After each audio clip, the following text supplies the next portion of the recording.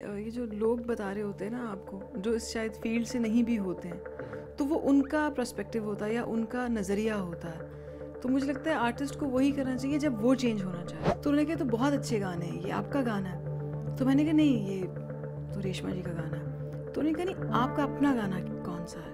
मुझे ये भी नहीं पता था कि अपना गाना कैसे बनता है या कॉम्पोजिशन होती क्या है। So you were that passionate. मुझे शायरी जब मैं पढ़ती थी तो मुझे विजुअल, मतलब शेर को खोलती थी मैं कि यार ये जो एक तो बेसिक इसका क्या मतलब है और उसके बाद और आगे जा सकते हैं उसके अंदर, क्योंकि वो इमेजिनेशन ही है सारी। दूसरा, मुझे गज़ल जो फॉर्म है वो मुझे पसंद बहुत है। तो मैंने बेगम अख्तर को सुना, किशोरिया मोनिकर को सुना, मेहदी हसन खान साहब को और बहुत सारे लोगों को मैंने सुना।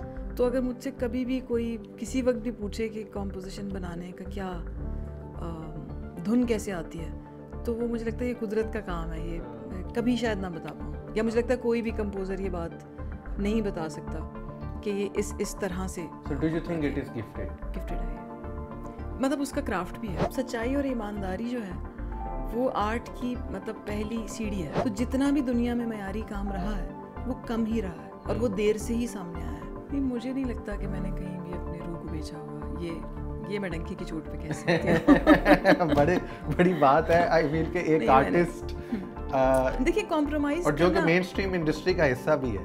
लियोनार्डो डी विंची ने भी जब मोनालिसा बनाई थी तो 12 साल बाद उसको घर से निकल के लोगों को ही दिखानी पड़ी थी, जिन लोगों ने उसे कहा था कि ये क्या बकवास बनाया तुमने।